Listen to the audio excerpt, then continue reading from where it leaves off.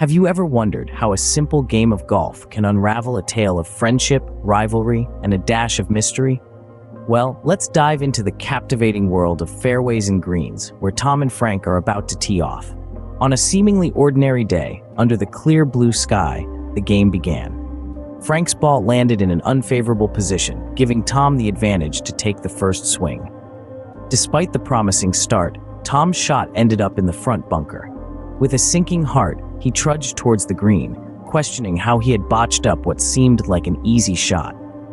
Frank, always the superior golfer, landed his shot on the green in a single swing.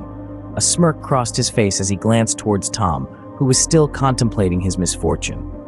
The phrase, "sometimes you win, sometimes you learn," echoed in Tom's mind, a wise saying borrowed from a friend. In this case, Tom didn't mind losing. He was sportsman enough to appreciate its relevance. Halfway through the 18-hole course, they decided to take a quick break for a nice cuppa. Rejuvenated, they continued the second round, which went rather smoothly. Both returned to their cars with a sense of satisfaction. Frank noticed a black Audi once again. He mentioned having seen it earlier near Tynus's shop and boasted about its excellent sound system. This triggered a thought in Tom's mind.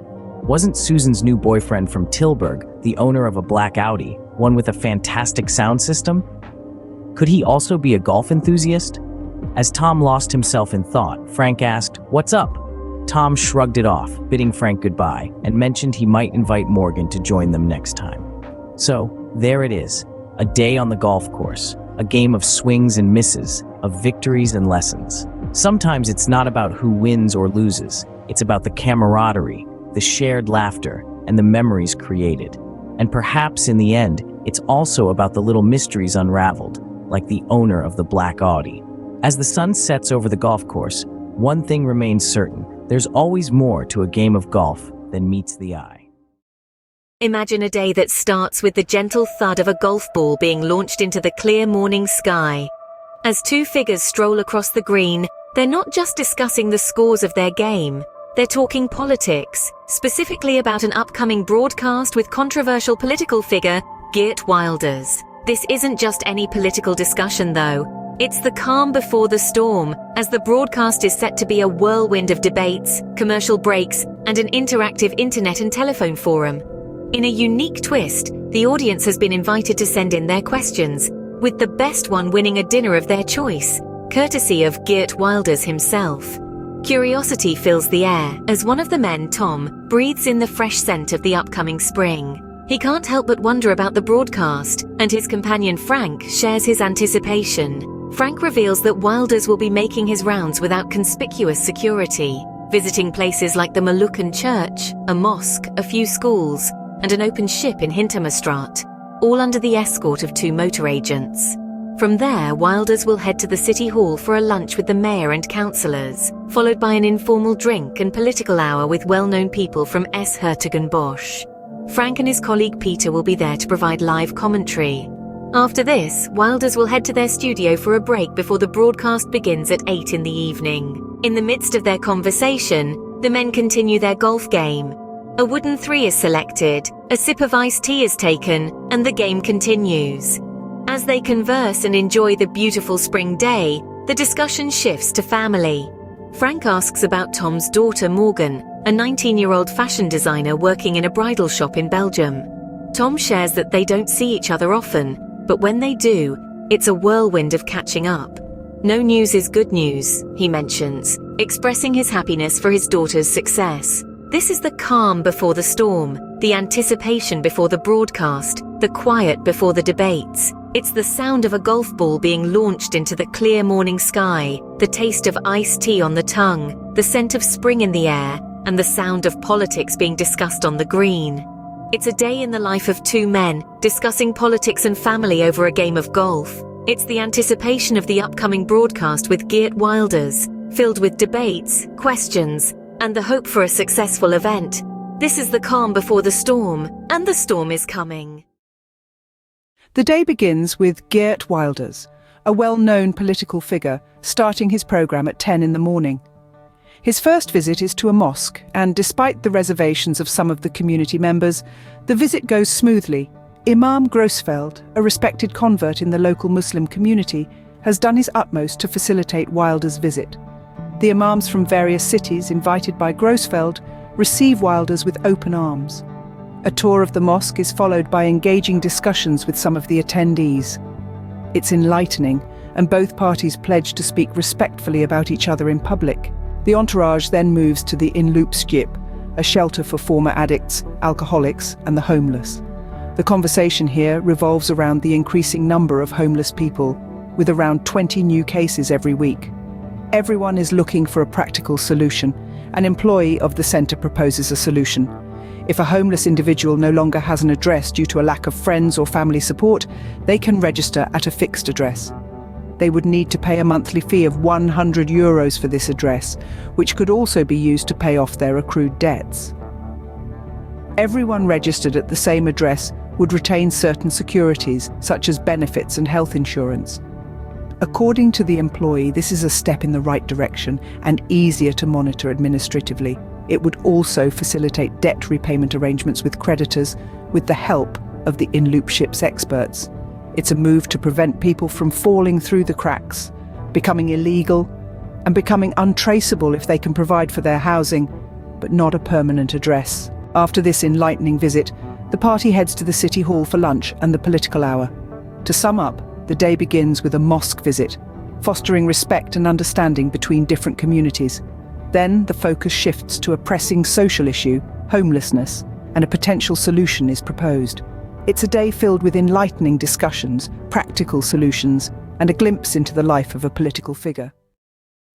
Roland, an early bird, had already set up the cameras and, in collaboration with Christopher de Porter, a Belgian WizKid intern, had fine-tuned the sound to perfection. Christopher had come to Bosch through a connection with Morgan, the daughter of Tom. Christopher was a good friend, eager to gain experience, and Morgan had cleverly utilized her connection with Frank Verhofstadt. She knew he could assist her. It's always handy to have a wheelbarrow. Roland was nervous. After the broadcast at Noorderplas, this was a new challenge. He dreamed of a career as a reporter for the big NOS News, but knew he first had to make his mark at the local station. He got along well with Frank, Peter, Ralph, and the other guys involved in the production of new programs like Focus on Friday. After studying media in Rotterdam for several years, he had applied to the local broadcaster. As lunch at the city hall was in full swing, Roland made contact with the studio. He got Ralph on the line. "How's it going?" Ralph asked Roland. "I'm ready to check the line," Roland responded, noticing Christopher giving a thumbs up, indicating everything was connected and they were ready to roll. "Great, then we'll test it, and I wish you a wonderful afternoon, but Frank Verhofstadt has a question. How was the journey and how is it going without security?" "So far it's been going well," Roland relayed. The interest was high. There was a reasonable influx of curious people, and it seemed they understood his explanation that he didn't want bodyguards around. He was free to move around, and the gathered crowd gave him the space to do so. Of course, such a stroll was not without some heckling from a few in the crowd. He handled this well, approaching the person and engaging in conversation after shaking their hand. Seeing this, the heckler would calm down due to Roland's peaceful approach, so one could say that so far everything was going smoothly. "Okay," Ralph said, "see you this afternoon in the canteen for a drink and a snack. I heard that Connie's husband, the host of the new program The History of Bosch Pop Music, is going to bake some sausage. Look," Roland said in his most Bosch accent. "Now you're talking?" Both hung up laughing. In summary, a day in the life of Roland Veldmuy at Bosch involves many moving parts. From setting up the cameras and sound, liaising with colleagues and interns, dealing with public interactions, to the fun and camaraderie in the canteen, it's all in a day's work. It's an exciting and fulfilling journey full of potential and challenges. And who knows, maybe one day Roland's dream of being a reporter for the big NOS News will come true. For now, he continues to make his mark at the local station, taking each day as it comes with a positive and determined spirit. Have you ever found yourself wrapped up in a story that unfolds right before your eyes? Today, we delve into such a tale, a chronicle of intrigue and suspense that revolves around an ordinary man named Tom. Our story begins with Tom engrossed in crafting his latest narrative. His ideas were flowing seamlessly from his thoughts straight onto his word processor. Just the day before, after losing a golf match against Frank, he had rung up Suzanne, curious to know if her new beau was a fan of golf. She confirmed this, piquing her curiosity about why he asked. Tom then shared his thoughts about a black Audi he'd seen, a seemingly ordinary detail that would soon gain significance. Suzanne informed him that her new boyfriend hadn't been around the past week due to his hectic work schedule. They both dismissed the black Audi's sighting as mere coincidence. After all, there were plenty of similar cars around. As Tom switched on the radio, he caught the tail end of Frank's words, who was broadcasting from the studio about Wilder's visit. Tom was aware that a discussion was scheduled for 8 o'clock. He was eager to listen in, hoping to gain insight into this enigmatic figure, Wilder's. Was he a racist, a right-wing extremist, or simply a man wanting to keep the borders closed to avoid an inevitable clash with divergent thinkers? Tom pondered. Wilder's was an odd character, unique even amongst politicians, notable for his distinct hairstyle that defied the norm. Wilder's didn't care for people's opinions about his hair, asserting his right to style it as he pleased. Every politician knows the importance of appearance, how it can sway voters and influence elections. In this regard, the Netherlands had always lagged a bit, with the role of a spin doctor emerging as a recent trend in politics. Pim Fortuyn was one of the first to utilize this strategy in his election campaign, leveraging the expertise of Kay van der Linden, who had gained substantial experience in the U.S.